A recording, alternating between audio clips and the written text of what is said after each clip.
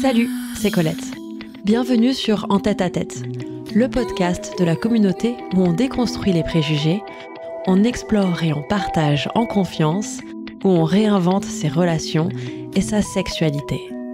Ici, on apprend à faire la paix entre désir et communication, besoin et consentement, avec soi-même et avec les autres. Bienvenue dans ce cocon, ce safe space où se délient les langues pour partager ses expériences et tendre vers plus de connexion. Je suis spécialisée en relations amoureuses et épanouissement personnel et j'aborde tous ces sujets dans ma communauté que tu peux rejoindre sur www.colette.seconfesse.fr. Salut, c'est Colette du podcast En tête à tête avec Colette. Eh bien, aujourd'hui, je suis très heureuse parce que je suis entourée de femmes autour de moi. Nous sommes 6 femmes réunies ce soir pour un cercle de parole enregistré en podcast live pour parler des plaisirs coupables, qu'ils soient sexuels ou non. Ça va être le sujet du jour. Et je suis très heureuse de co-animer le cercle de parole aujourd'hui avec Éléor des Vagues. Bonjour Éléor. Salut Colette. Comment tu vas ? Comment tu te sens ? Très bien, très content d'être là. Je sens que la discussion va être intéressante. Super. Est-ce que tu veux bien te présenter ? Voilà, donc tu as un collectif qui s'appelle Les Vagues. Oui, j'ai cofondé une association qui s'appelle Les Vagues et qui du coup a pour objectif de proposer des espaces de partage autour de la sexualité, du désir, du plaisir, du corps, ok. Avec une approche pluridisciplinaire de l'art, des sciences, plein de choses différentes et plein d'intervenants et d'intervenantes différentes surtout. Et c'est un projet qui est né du constat qu'il y a encore beaucoup de personnes qui ne sont pas satisfaites de leur vie sexuelle et que c'est un sujet dont on parle pas assez, en tout cas pas assez en présentiel, pas assez ensemble. Et du coup, très contente d'avoir l'occasion de collaborer avec toi sur cet événement. Comme vous l'avez compris, peut-être que vous avez entendu un fond sonore où on fait x. Et en fait, c'est notre manière à nous de communiquer entre nous, mais aussi de communiquer avec vous, chers auditeurs et chères auditrices, pour que vous entendiez quand il y a quelque chose, quand il va y avoir un partage ce soir dans le cercle de parole. Et on va vraiment être à l'écoute et quand quelque chose résonne en nous et qu'on a envie quand même de donner du soutien sans interrompre la personne, on va tout simplement faire x. Alors, les plaisirs coupables, mais qu'est-ce que c'est exactement ? Eh bien, la définition, ce serait, par exemple, ce qui procure du plaisir, mais que l'on ressent le besoin de cacher ou justifier. Est-ce que ça vous parle, ça ? Ouais. Ouh là là, il y a un général, là. Et oui, ce thème, il nous concerne toutes parce que il y a un sentiment de culpabilité souvent face au plaisir. Et ce qui est assez étonnant d'ailleurs, c'est de voir parfois, en fonction des différentes cultures, ce sentiment de culpabilité peut être assez densifié.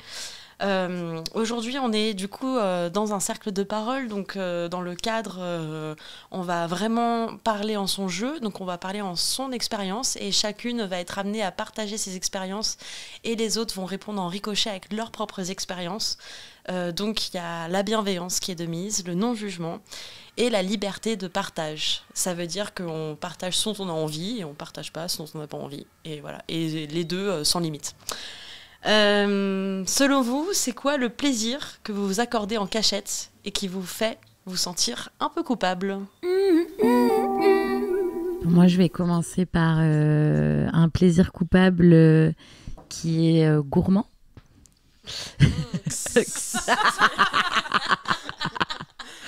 Bon, alors, gourmand est vraiment pas bon pour le corps.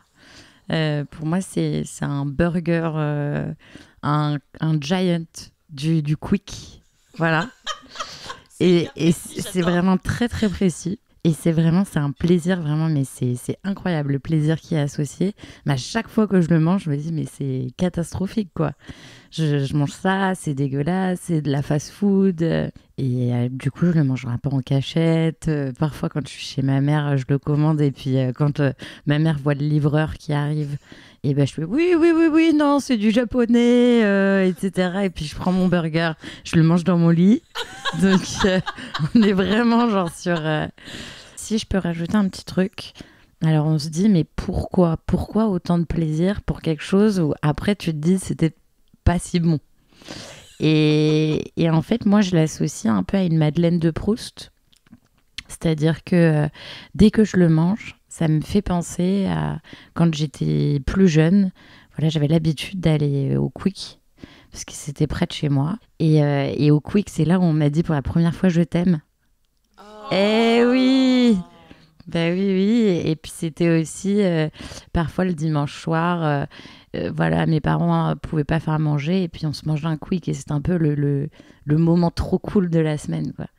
Et donc, du coup, je pense que voilà, ce plaisir coupable, je sais que c'est pas bon, mais en fait, le côté Madeleine de Proust, je pense, s'active.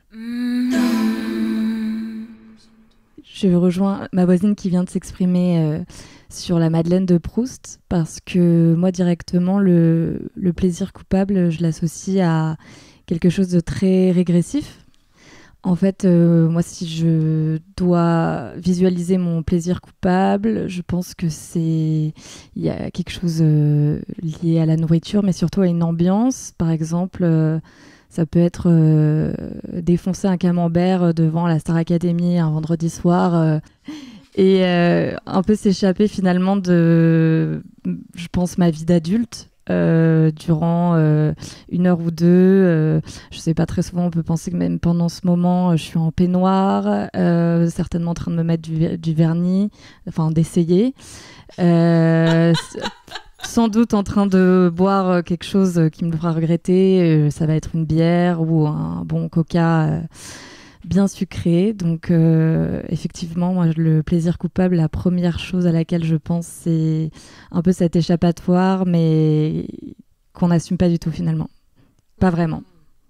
C'est marrant parce qu'en écoutant ton témoignage, je suis en train de me dire que tiens, une part du plaisir coupable, il y a une recherche de réconfort. Dans la même vibe que ce que tu viens de dire, j'ai aussi le truc du vendredi soir posé devant la télé en mode Netflix and chill. Et le truc que je fais, moi, qui effectivement me rend un peu coupable, c'est de me prendre un verre de punch coco devant ma série, mais genre seule, quoi. Donc je le fais pas tous les vendredis soirs parce que je me dis, bon, on est moi quand même. Non, je te dis votre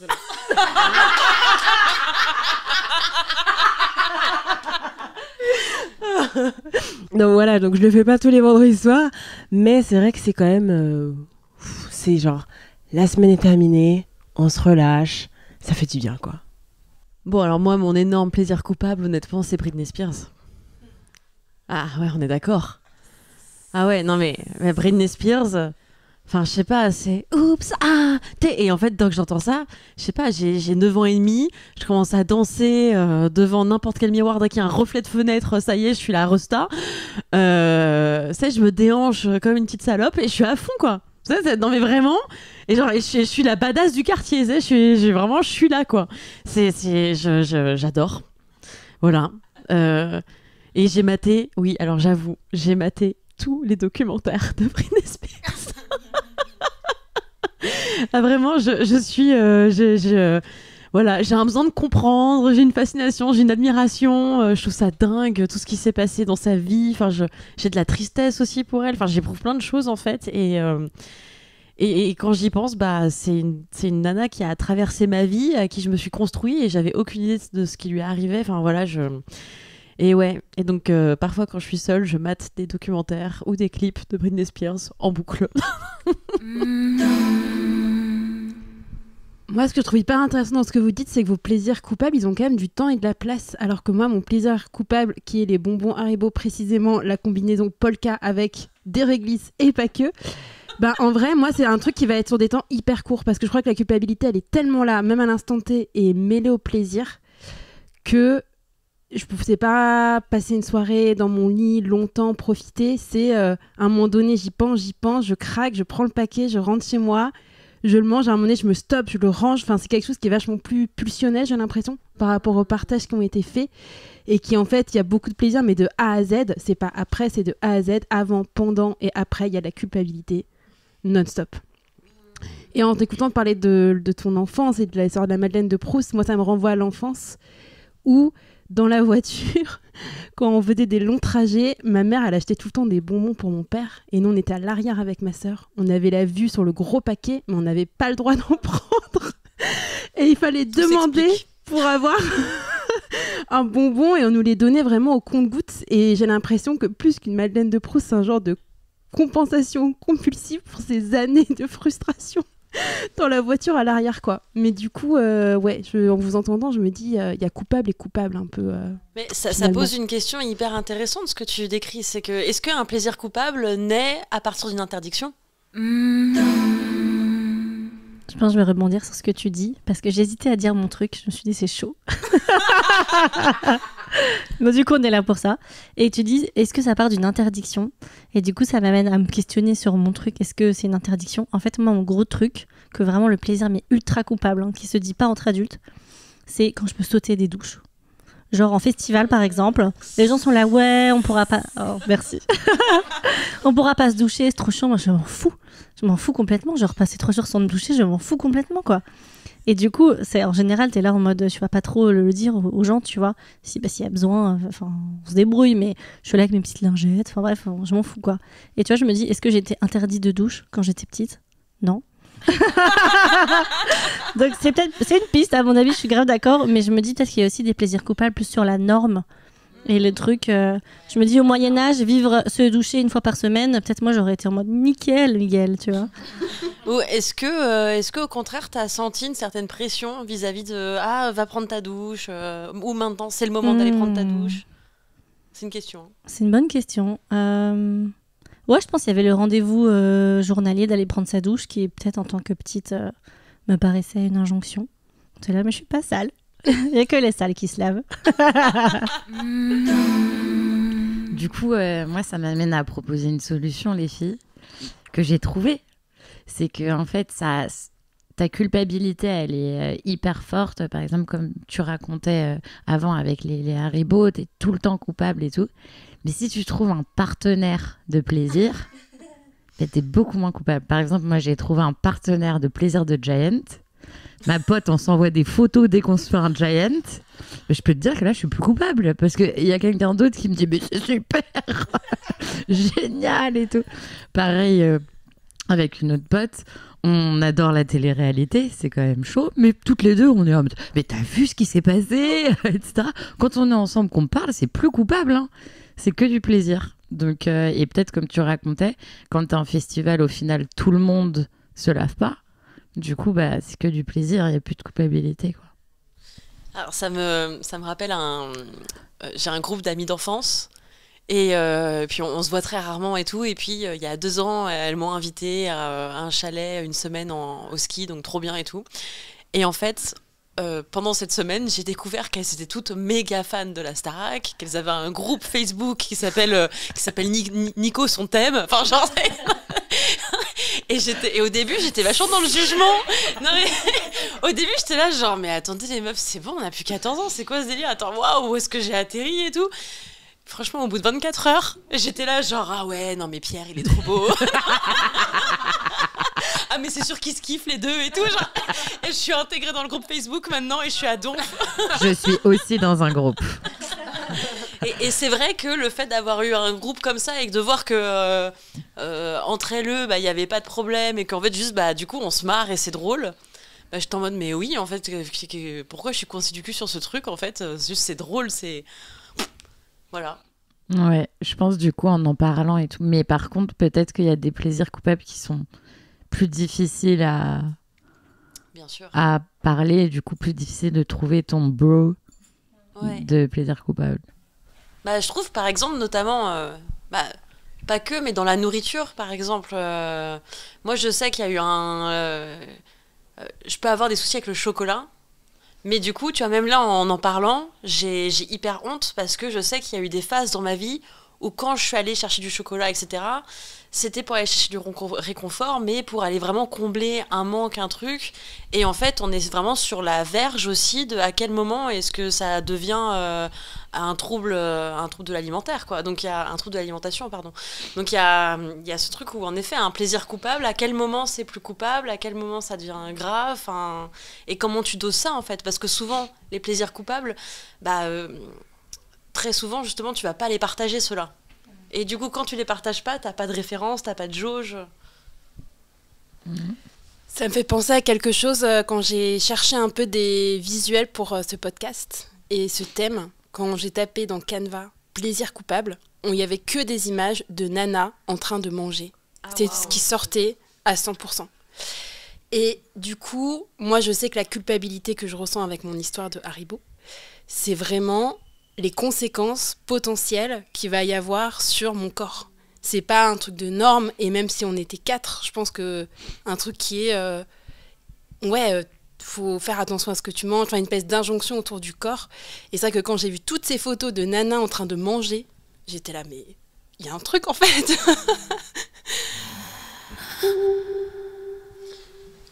Du coup, quelles sont les origines de cette culpabilité ? Il y a plusieurs raisons. Donc ça peut être par exemple l'héritage, qu'il soit culturel, religieux. Ça peut être par exemple dans la longue tradition en fait qui a pu avoir de méfiance envers le plaisir féminin. Donc là, c'est quand on va parler par exemple plus autour de la sexualité de manière plus générale, mais particulièrement dans les cultures qui sont influencées par des religions monothéistes, le corps de la femme, il a souvent été associé à la tentation, au péché, Adam et Ève. On va pas refaire toute l'histoire, mais dans les grandes lignes, vous avez compris.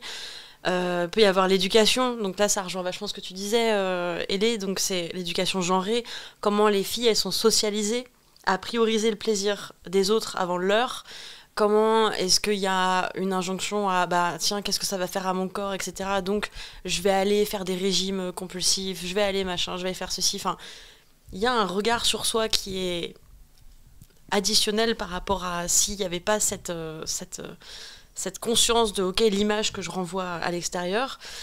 Et il y a aussi les doubles standards. Il y a par exemple la femme qui assume son plaisir, par exemple surtout s'il est sexuel, et elle risque d'être jugée négativement, alors qu'il y a un homme qui sera souvent valorisé pour les mêmes comportements.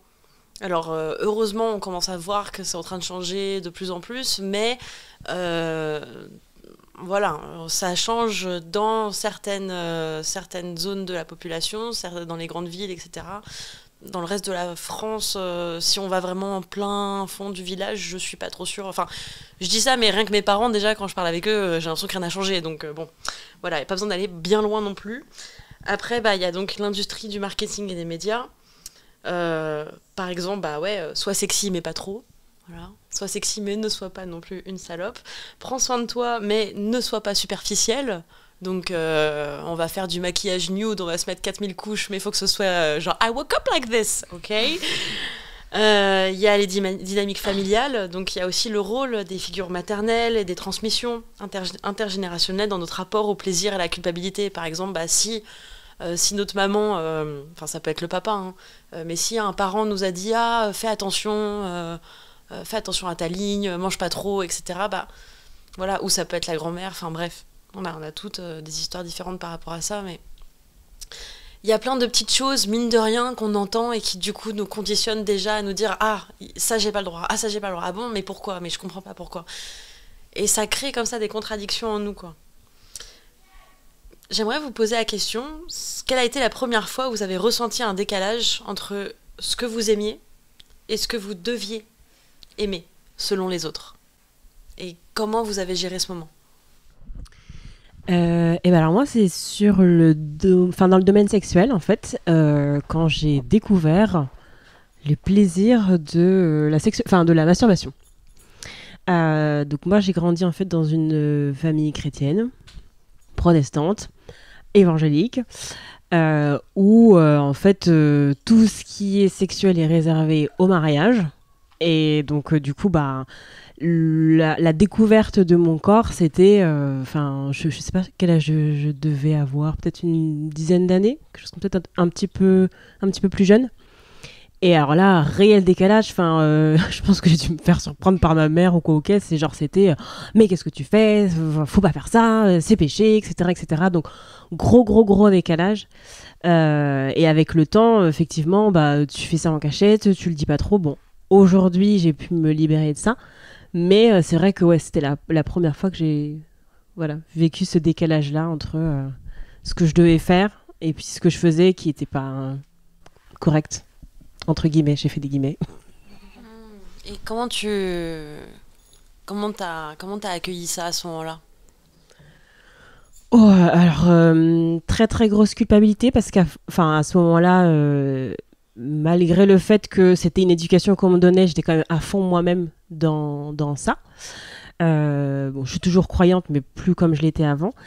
Et donc du coup, je me disais, mais mince, en fait, je fais ce que Dieu ne veut pas que je fasse, quoi. Donc grosse culpabilité. Et en même temps, c'était bon. Donc du coup, je recommençais et je reculpabilisais et je recommençais et je reculpabilisais. Moi, j'ai senti le décalage, c'était quand j'étais en 5e et je me suis rendu compte que j'étais pas hétérosexuelle, que toutes mes copines étaient hétéros, que moi j'avais aussi d'attirance pour les femmes ou les personnes de n'importe quel genre. C'était pas forcément que les hommes. Et j'ai commencé à essayer d'en parler autour de moi. Et c'était très mal vu d'être lesbienne. Je viens d'une petite ville en Normandie et du coup, c'est pas très répandu. Ou alors, c'est même très mal vu. C'est très sectaire dans le sens où les lesbiennes, c'est les meufs bizarres, elles doivent être mises à l'écart. Et moi, j'étais là dans une catégorie où j'aime les hommes, j'aime les femmes et j'aime tout ce qu'il y a au milieu. Du coup, les gens ne comprenaient pas ce qui se passait. Et j'ai vraiment fait mon coming out bisexuel à l'époque en seconde. Et j'ai mes copines qui voulaient plus dormir avec moi. Mes copines, elles étaient là en mode « Ah, mais en fait, tu vas nous toucher, on va pas dormir avec toi parce que t'es là en mode « moi, j'aime les femmes, mais ça veut pas dire que j'aime vous. » Du coup, c'était un peu particulier. Et en première, j'ai un couple de copines qui s'est mis ensemble et à partir de ce moment-là, on a commencé à se mettre à l'aise de se dire « C'est normal, tout est normal, on a le droit d'aimer les humains sans être... être vraiment catégorisé comme étant seulement bi, seulement hétéro. On a le droit d'être juste un humain qui aime les autres humains. » Je réagis à ce que tu viens de dire au sujet de la masturbation. Moi, étrangement, mes premières expériences de plaisir solitaire, elles sont arrivées très jeunes aussi.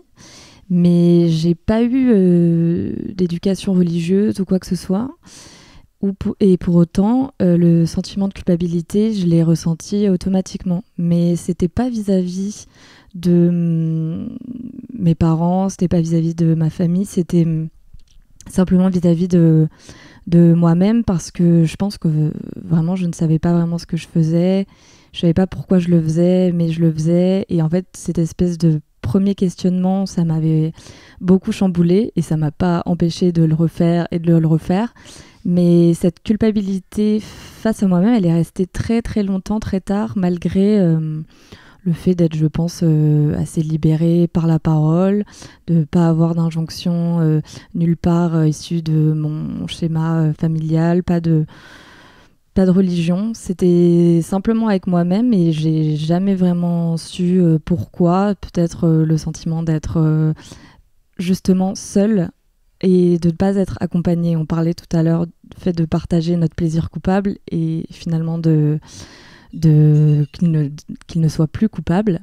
Et là, je pense que juste d'être seule avec soi-même face à cette espèce de chose interdite, ça m'a longtemps fait culpabiliser. Et voilà, c'était mon expérience de plaisir coupable. Et c'est vrai que j'ai pensé à ça immédiatement.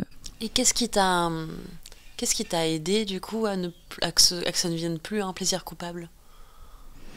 Je pense que tout simplement, avant, je n'avais pas l'occasion d'en parler. Je suis pas allée voir mes parents pour leur dire il faut que je raconte ce qui vient de se passer, c'est incroyable. Donc, tu veux dire qu'il y a eu ouais. une ouverture une fois avec une personne? Oui, je pense, okay. Mais c'est arrivé assez tard parce qu'on a parlé. Ou c'est toi qui...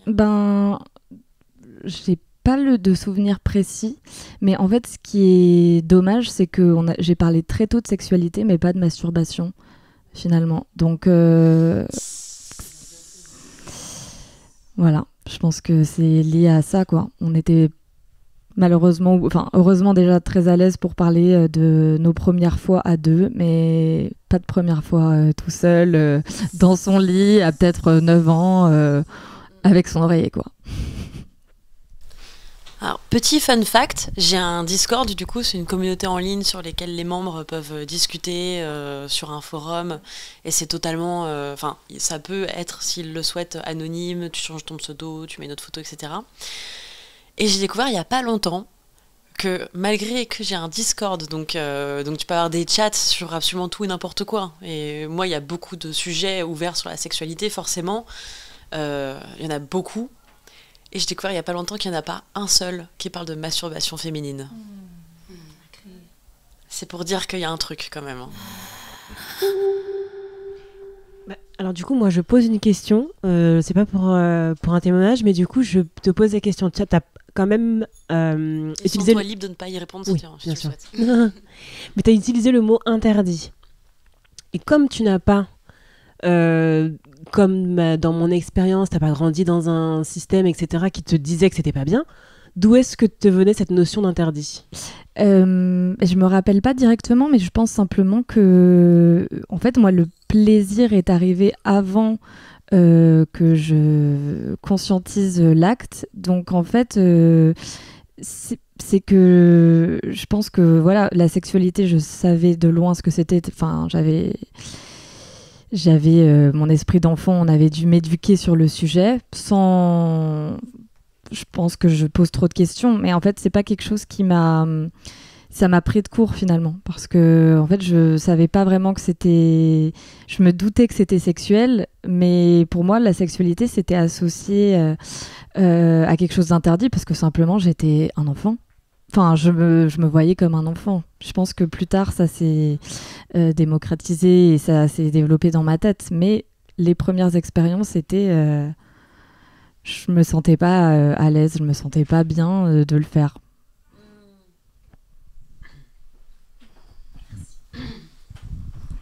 Je voulais rebondir sur ce truc-là d'interdit. Je trouve que c'est assez intéressant, la question de pourquoi c'était interdit si c'était pas interdit. Et en fait, je me demande si c'est pas une histoire de tabou. Justement, on n'en parle pas. Moi, j'ai pas entendu les femmes de ma famille parler de ça. On a parlé des règles, on a parlé des mecs, on a parlé d'autres choses. On n'a jamais parlé de masturbation. Et du coup, je me dis si à un moment donné, c'est pas dit, parce que c'est pas interdit.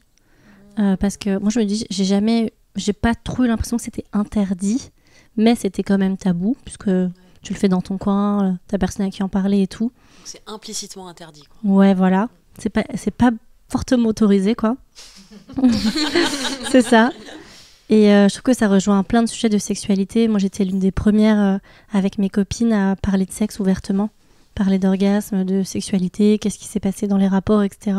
Après, j'ai eu des rapports jeunes et j'ai eu des copains assez longs, donc on était dans... Enfin, j'avais peut-être des trucs à raconter, mais j'ai plein de copines, même à 25 ans, qui avaient étaient très pudiques sur parler de sexe, entendre que les copines parlaient de sexe et tout ça. Et clairement, la masturbation, moi, j'ai eu une copine avec qui tout était permis. Enfin, moi, je trouve que ça a été le déclic de... En fait, le sexe, c'est stylé, c'est cool. Et on parlait de tout. La première fois qu'elle a fait de l'anal, elle était là, oh, tu sais pas ce que j'ai fait. On pouvait parler de masturbation, on pouvait vraiment parler de tous les sujets. Et je trouve que ça, moi, ça a été un gros déclic aussi dans, je pense, ma sexualité et tout ça, de pouvoir trouver un espace avec qui échanger, raconter. Je pense que j'étais toujours la plus folklore qui racontait ses dates et tout. mais c'est cool en même temps. Ou même des tips, genre comment bien masturber. J'en sais rien, moi. J'ai envie de savoir des trucs et autant qu'on les partage, quoi. Donc je trouve que c'est aussi un truc peut-être de tabou. Ça me fait penser à ça, en tout cas. Alors moi, je trouve... je suis vraiment alignée avec le côté tabou. Moi, vraiment... personne m'en a parlé et même avec mes amis, je trouve que ça a mis du temps pour en tout cas parler de l'aspect masturbation.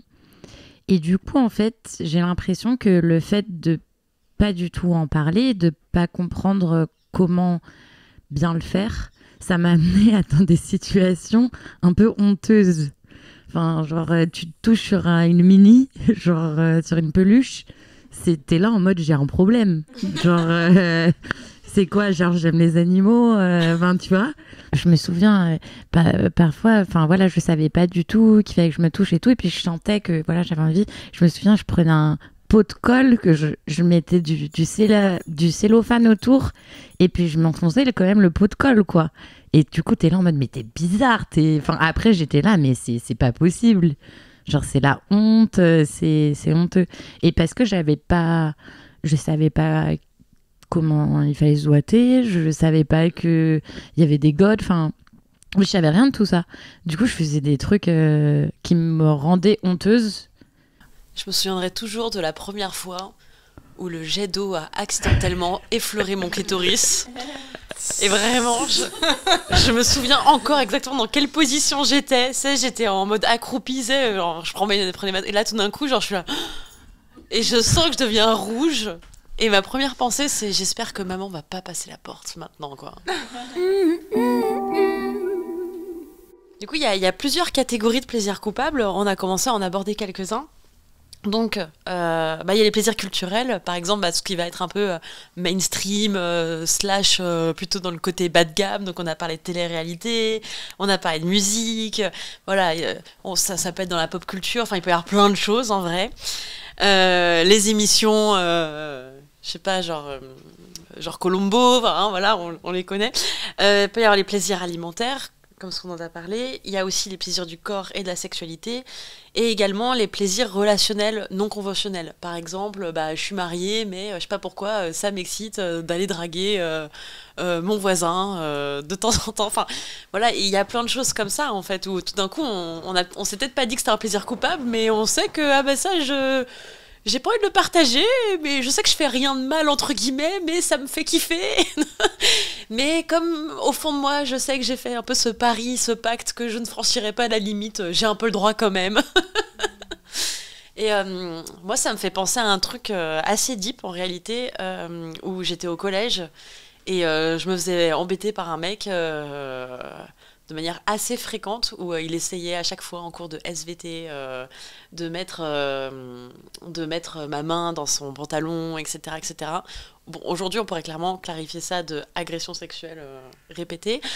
À l'époque, je ne savais pas, mais je me souviens très bien que à la fois, je me sentais super mal et j'aimais pas... Enfin, en fait, j'aimais pas du tout le fait que il y avait pas mon consentement. Je ne connaissais pas le mot consentement à l'époque, hein, mais clairement, il y avait un non-consentement. Enfin, il y avait quelque chose qui n'était pas aligné, qui ne fonctionnait pas dans cette dynamique. Et je savais aussi au fond de moi que, putain, il y avait un truc d'interdit, d'excitation, on est en cours, il y a des gens autour. Et ça me faisait vibrer de ouf. Et je me suis longtemps vachement jugée, parce que j'étais en mode, mais... je sais pas comment me sentir, je sais pas quoi penser de moi, parce que... ouais. Et puis du coup, en face, le mec, tu sais, tu sens aussi que son regard sur toi, il est pas très clair, il est pas honnête. Enfin, tu vois, que du coup, lui, en effet, il te met dans cette catégorie dans laquelle t'es une salope parce que tu joues, mais tu joues pas, mais tu joues un peu quand même. Enfin, voilà, il y a toujours ce truc hyper ambigu, quoi. Et ça, je pense que ça m'a vraiment construite aussi dans ma manière de, comment j'arrive à toujours vivre ces plaisirs, mais sans en être coupable, sans sentir cette culpabilité, et sans derrière, du coup, me dire ah putain, mais tout ça, c'est de ma faute. Parce que c'est ça le fond du problème après. Que ce soit les bonbons Haribo, le chocolat ou ça, on en revient toujours à se dire ah finalement, c'est moi qui l'ai provoqué, c'est ma faute. Et on en revient un peu à cette question existentielle de est-ce que je sais poser mes limites ? Pourquoi je ne sais pas poser mes limites ? Quelque part, est-ce que dans le fond, est-ce que c'est parce que aussi je m'autorisais pas complètement à vivre ce truc, donc du coup je posais pas mes limites parce que j'en ai quand même envie. Il y a toute une dualité. Et vous, du coup, c'est quoi le plaisir, sexuel ou non, toujours, que vous avez mis le plus de temps à vous autoriser ? Et comment vous avez finalement décidé, comment vous êtes autorisé à franchir ce cap pour l'accepter pleinement et le savourer ? Je reviens sur... on a évoqué la masturbation, mais la découverte de la masturbation. Et moi, je peux dire que voilà, c'est quelque chose qui a beaucoup évolué dans ma vie à partir du moment où je l'ai partagé avec les autres, verbalement. Mais Et puis voilà, et donc j'ai compris que parce que j'ai grandi, j'en ai entendu parler, je l'ai vu, c'est visible quand même partout. Enfin, grâce au fait d'avoir des accessoires, des jouets, de pouvoir échanger là-dessus. Je me souviens, j'ai fait une soirée Tupperware avec des copines. Donc on a carrément une présentatrice vendeuse qui est venue nous faire plein de démos. Et je pense que ce soir-là, ce plaisir qui était coupable est devenu vraiment juste du pur plaisir. Alors moi, mon plaisir coupable, c'est d'être regardée. J'aime vraiment beaucoup ça. C'est... Au début, c'était un peu, je me suis dit, je me kink-shamais un petit peu en me disant, oui, c'est bizarre, logiquement, c'est à deux, c'est quelque chose d'intime, faut pas. Et j'ai commencé à apprécier, à me prendre en photo, en vidéo. Et c'est ça que j'aime aussi beaucoup dans les plans à plusieurs, c'est le moment où tu sens que les regards des autres se posent sur toi. Et ça te donne un ego boost de fou. Genre, juste, tu te sens... la queen de la pièce. Les gens te regardent avec envie, avec admiration. Et moi, mon petit plaisir coupable, c'est vraiment le regard des autres qui se pose sur moi, bon, évidemment avec consentement. Et juste, je suis là en mode, voilà, je suis jolie, je fais les choses bien. Les gens, ils savent pas vraiment ce que je fais, mais juste, je me sens belle et bien. Et c'est vraiment ça, mon petit plaisir coupable durant la sexualité, c'est d'être vue et d'être regardée juste avec des yeux où t'es là en mode, tu peux lire dans leur âme que ils te veulent. Et moi, j'aime bien. Voilà. Alors moi, ça va être un peu particulier parce que du coup, c'est pas tout à fait un plaisir coupable que je pratique, on va dire, aujourd'hui. Mais j'ai découvert aussi au début de la vingtaine que j'étais aussi attirée par les femmes. Mais de par mon éducation religieuse, je suis toujours un peu... j'arrive pas à passer le cap. Donc je vais pas me dire bisexuelle, mais je sais que j'ai une attirance, je peux avoir une attirance sexuelle pour les femmes, quoi. Donc ça, c'est le plaisir coupable, mais qui est toujours coupable et dans lequel je suis pas encore tout à fait à l'aise. Moi, il y a un plaisir, enfin plutôt un fantasme que j'ai mis pas mal de temps à m'autoriser. Et qui me s'est un peu en même temps imposé à moi, c'est j'étais en couple très amoureuse et pourtant je désirais d'autres personnes. Et ça, pour le coup, la société me disait c'est mal. Si tu aimes quelqu'un, tu ne dois ne désirer que lui, et ça marchait pas du tout. Pourquoi à un moment donné on s'autorise ça? Et ben moi, c'est la rencontre de quelqu'un qui avait justement lui-même un fantasme autour de ça et qui m'encourageait dans cette direction. Et l'autorisation, j'ai l'impression qu'elle est presque plus venue de l'extérieur que de moi-même. Qu'en fait, d'avoir quelqu'un que ça excitait, et j'avais l'impression que du coup, que le faire et le concrétiser, presque ça augmentait ma valeur à ses yeux, quand toute la société me disait si tu le fais, en fait, au contraire, il y a un peu ta valeur sociale qui va baisser et on va pas te respecter, etc. Et du coup, j'ai l'impression que c'est vraiment cette rencontre qui m'a permis de m'autoriser ça.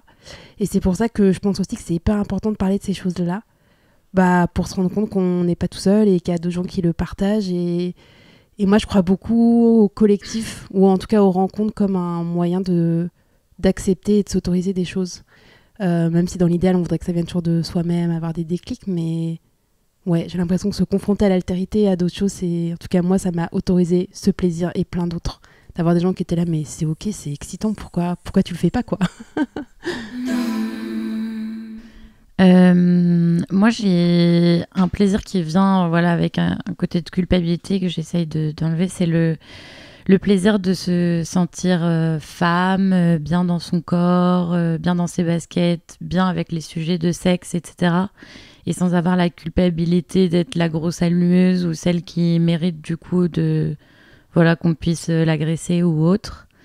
Moi, j'ai une situation comme ça dans le milieu du boulot, où mon boss s'est permis de se mettre dans mon lit et de me donner des fessées, etc. Et je gardais cette culpabilité de me dire « Ah, mais j'ai été trop allumeuse, j'ai été trop féminine. » Et du coup, après ça, j'ai vachement cassé avec ma féminité, à m'habiller toujours assez de manière masculine et puis à parler comme un frère et tout. Ouais, frère et tout, ça va et tout. Et maintenant, j'ai décidé de me remettre, comme vous voyez. de la petite dentelle. Et sans me sentir coupable, voilà, de penser que je suis une allumeuse ou que je mérite qu'on m'agresse ou autre, quoi. Est-ce qu'il y a un fantasme ou un plaisir que vous assumez aujourd'hui, mais que vous n'auriez jamais imaginé d'assumer avant? Et du coup, pour aller un peu plus loin là-dedans, c'est qu'est-ce qui a changé pour vous, en fait?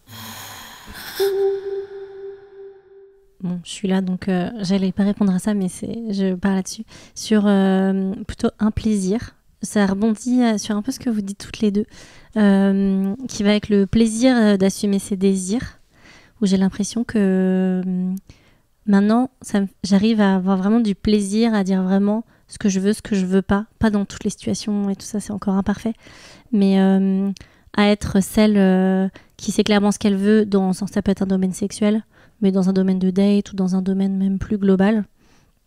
Y a des moments où, avant, je me dirais, j'étais trop, comment dire, pas directive, mais fallait laisser la place aux autres. Maintenant, si c'est ça que je veux, c'est ça que je veux, en fait. Et je vais pouvoir prendre plaisir à dire à l'autre, même des trucs simples. Moi, j'ai envie d'aller dans tel resto, j'ai envie de faire ça. En fait, c'est ça dont j'ai envie, quoi. Et avant, ça aurait été impossible. Et du coup, maintenant, c'est un vrai plaisir et qui se développe de plus en plus. C'est un peu la gym des désirs. Mais ouais. Alors, avant, ça aurait été impossible parce que... Est-ce que tu étais plutôt le genre de personne qui peut dire je sais pas? Ou est-ce que tu savais ce que tu voulais mais que tu n'osais pas? En fait, je savais, au fond. C'était difficile d'accéder à ce que je voulais parce que c'était plus facile pour moi. C'est un peu le truc du people pleaser, mais je pense pas que je suis quelqu'un de people pleaser, mais plus dans le sens pour pas faire de vagues, en fait. C'est pas pour plaire à l'autre, mais c'est comme tu veux, même si je sais très bien ce que je veux. Il y avait tellement de fois où j'ai dit comme tu veux, comme vous voulez, enfin vraiment ce truc. Je veux pas déranger, quoi. Ouais, je veux pas déranger, alors qu'en fait, tu ne déranges personne quand tu dis que tu veux aller dans tel resto, quoi. Donc voilà, pas mal de taf sur soi, mais pour maintenant, c'est un vrai plaisir quand j'arrive à ressentir ce que je veux, à le dire, je suis trop fière. Moi, c'était d'être TDS sur Internet. Et je l'ai fait. J'ai pris beaucoup de plaisir à le faire, alors que le regard de la société est très jugeant et très négatif par rapport au travail du sexe, que ce soit en physique ou en virtuel. Et toutes les injonctions qui disent oui, tu perds de la valeur, tu es une mauvaise personne, on t'utilise, c'est faux.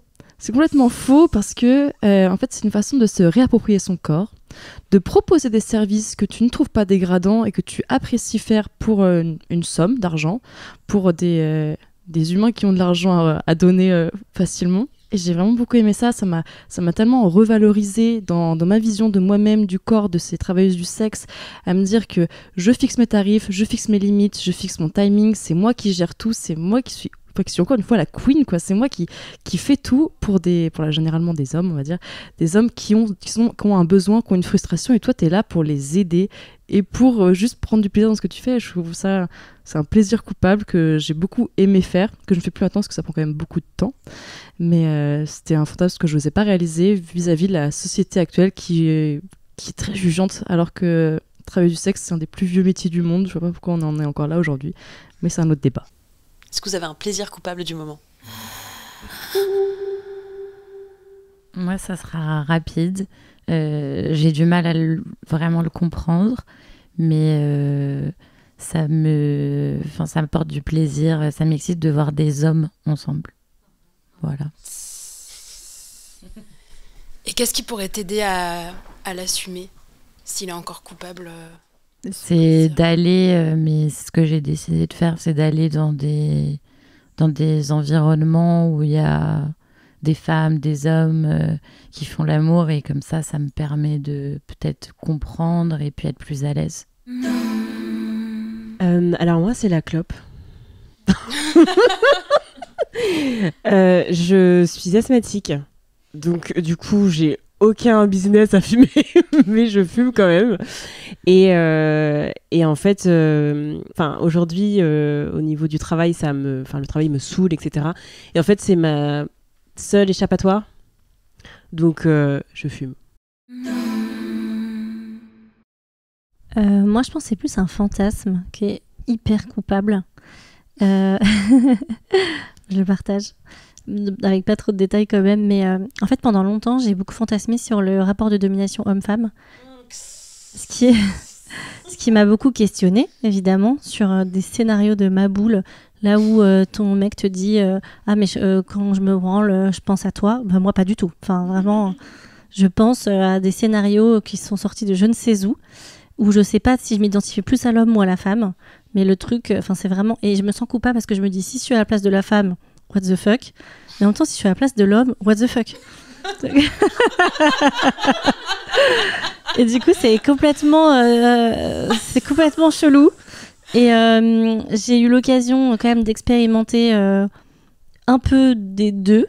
Et finalement, je me suis rendu compte que dans les deux, c'était bien. Enfin, il y avait du plaisir et c'était bien, mais je sens que c'est le truc à apprivoiser encore qui est... En fait, je suis dérangée par le fait d'avoir des fantasmes qui m'ont l'air hyper collés par la société et sans doute l'industrie du porno ou je sais pas trop quoi, ou l'objectisation des femmes, enfin tout ça. Et du coup, je suis dérangée d'avoir ça dans ma tête et en même temps, il s'avère que c'est ça qui m'excite, quoi. Donc, pas que, mais quand même. Et du coup, moi, c'est un peu ça en ce moment, le truc du moment où je me dis, bon, on se libère ou on se libère pas là? Qu'est-ce qu'on fait de ce truc? Je te rejoins complètement. Du coup, là, mon partenaire actuel, on a commencé notre relation. Je lui ai dit quasiment dès le début que moi, là, ça y est, ça fait un moment que je joue avec plusieurs amants et tout, autour de ces dynamiques de BDSM. J'ai testé différentes choses. Mais j'ai jamais vraiment fait ça avec quelqu'un dont je suis amoureuse.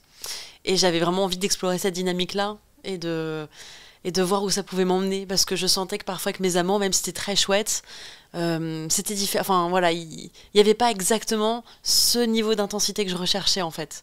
Et quand je parle d'intensité, c'est justement à quel niveau d'intimité je peux aller partager des trucs. Et je leur ai partagé plein de choses, mais quelque part au fond de moi, comme j'étais pas amoureuse, j'arrivais pas à incarner 100% mon rôle comme vraiment j'avais envie de l'incarner. Et je sens que pour avoir ce niveau-là de lâcher prise, j'avais besoin de... Enfin, en tout cas, je sais pas si j'avais besoin, mais j'avais envie de le faire avec quelqu'un avec qui avec qui je vis différentes choses dans ma vie, dont ça. Mais que ce soit pas cette relation, je l'ai juste dans ce cadre-là, quoi. Et du coup, je lui ai dit assez rapidement. Et ça a pris du temps et tout, ce que lui est pas du tout initié à ça. Il est en mode, attends, qu'est-ce qu'elle me raconte et tout. et je m'impressionne moi-même à lui raconter des trucs et où moi-même je m'écoute et je suis en mode, ah waouh, ah ouais. Ah non mais attends, je savais un peu quelque part au fond de moi que j'avais ça dans ma tête, mais là je suis en train de le dire et en le disant j'ai l'impression que je dis des trucs encore plus que ce que j'avais en tête. Il y a la boîte de Pandore qui s'ouvre et ça qui est génial, c'est que quand tu commences à t'autoriser à parler, t'as l'impression que après c'est ta langue, elle bouge toute seule. Et comme tu disais que ça autorise l'autre, enfin parfois tu réalises au bout d'un long moment avec quelqu'un de dire moi en fait j'aime bien ça et l'autre dit mais moi j'aime exactement pareil et t'es là ok pourquoi on se l'est jamais dit en fait. Ouais exactement. Et puis après on commence à découvrir et finalement ah mais c'est vrai que c'est vraiment kiffant, mais attends on peut aller faire ça, ah ouais oh, j'avais pas pensé à ça, putain mais c'est génial, c'est encore mieux que ce qu'il y a dans ma tête, attends. Super, bah du coup pour résumer un peu le parcours, c'est du coup l'acceptation de soi et le regard des autres, hein, dans les grandes lignes on y revient toujours, mais ce qui est génial c'est que là à travers tous ces différents partages on voit vraiment, enfin ça devient hyper concret et je trouve qu'il y a eu plein de clés qui ont été partagées, plein de variétés aussi, enfin dans tous les types de plaisirs qu'il peut y avoir et c'est un sujet super riche et c'est trop chouette. Merci beaucoup pour vos témoignages, c'était vraiment cool. Du coup les étapes clés c'est déjà découvrir que ok, ce truc-là, en fait, donc découvrir / reconnaître que ce truc-là, c'est un plaisir coupable. Voilà, ça a un nom. Ensuite, comment est-ce que je sors de la honte à partir de ça ? Comment est-ce que je vais dans mon acceptation vis-à-vis de moi-même et puis ensuite en parler ? Après, du coup, l'acceptation via le fait d'en parler aux autres, de sentir qu'on n'est pas, finalement, on est tous et toutes des êtres humains et qu'on a plein de plaisirs coupables, même si ce ne sont pas les mêmes, voilà, l'intensité ou le ressenti, lui, il est très commun et très universel. Et ensuite, il y a une part de revendication. comment je vais aller justement l'assumer pleinement, l'afficher, en parler, en privé puis en public, et puis vraiment m'affirmer avec ça. Et ce qui est super chouette, c'est qu'en fait, dans tous les témoignages qu'il y a eu, tous les domaines, on voit que ça a vraiment été ce chemin-là. Et c'est hyper beau. Donc on peut se faire un petit exercice, et c'est tout terminé par une phrase où on dit aujourd'hui j'assume, ou un jour j'aimerais assumer. Et on termine la phrase. Alors, je vais essayer de le formuler, même si je n'ai pas réfléchi avant, mais ça va être spontané. Par rapport à ce que vous avez évoqué et ce qu'on a partagé, moi, j'aimerais relier du coup mes fantasmes à plus au-delà du côté... les relier à d'autres personnes qu'à moi. Donc déjà, ça a commencé avec vous, mais même j'aimerais le relier dans mon couple, plus avec, avec mes amis, enfin en tout cas plus souvent. Donc aujourd'hui, j'assume de le faire avec des femmes, et un jour, j'aimerais assumer de le faire avec mon copain, mes prochains partenaires, s'il y en a, et avec beaucoup plus de monde finalement. Moi, du coup, je vais partager. Donc, aujourd'hui, j'assume les différentes facettes. Mon côté enfant et régressif, mon côté féminin, et même la femme qui prend du plaisir à voir des hommes ensemble. Aujourd'hui, j'assume mon hypersexualité et le fait que j'aime beaucoup plaire. Moi, je dirais, aujourd'hui, je commence à assumer, et j'ai envie d'assumer davantage. Que mes désirs, et notamment sur ma sexualité, ils n'ont pas besoin d'être normés, et que j'ai le droit d'explorer là où j'ai envie d'aller, quoi. Moi, je dirais un jour, j'assumerai ma bisexualité. Aujourd'hui, j'assume que mon imaginaire et mes désirs, mon désir d'intensité n'ont pas de limite. C'est dur de passer après cette phrase tellement inspirationnelle. Moi, ça va être très terre à terre, parce que je crois qu'aujourd'hui, j'arrive bien à assumer mes fantasmes sexuels, mais je crois qu'à partir d'aujourd'hui, je vais assumer mes craquages alimentaires et me dire que mon corps, c'est le mien, et que s'il n'est pas exactement comme la société voudrait qu'il soit, en fait, c'est complètement ok, ça m'empêche pas de m'amuser. Donc, vive les Haribo Polka, voilà. Merci à toutes. C'était vraiment, vraiment, vraiment merveilleux de passer ce moment avec vous. Merci à toutes et tous, auditrices et auditeurs de ce podcast. Si vous écoutez ce message, ça veut dire que vous nous avez écoutés jusqu'au bout et que vous avez passé un bon moment avec nous, j'espère. Pour me rassurer, vous pouvez venir me le dire sur Instagram ou sur les différents podcasts. Laissez un commentaire si vous êtes sur YouTube. Vous pouvez retrouver Éléor sur Instagram. L'Instagram du coup, les vagues, vagues. Super, merci Éléor. Et moi, vous pouvez me retrouver sur Instagram également, @Colette se confesse, Colette avec un L et 2 T, confesse avec un F et 2 S, Colette se confesse. Si vous voulez venir à un prochain événement, vous pouvez vous inscrire. Il y a donc une communauté WhatsApp. C'est sur www.coletteseconfesse.fr. Et vous pouvez aussi discuter en ligne entre membres. Ça se passe sur le Discord. C'est pareil sur le site internet. Vous allez voir écrit rejoins la communauté. Vous suivez les étapes et welcome on board. Merci chaleureusement. Merci. C'était trop bien. Et à très bientôt.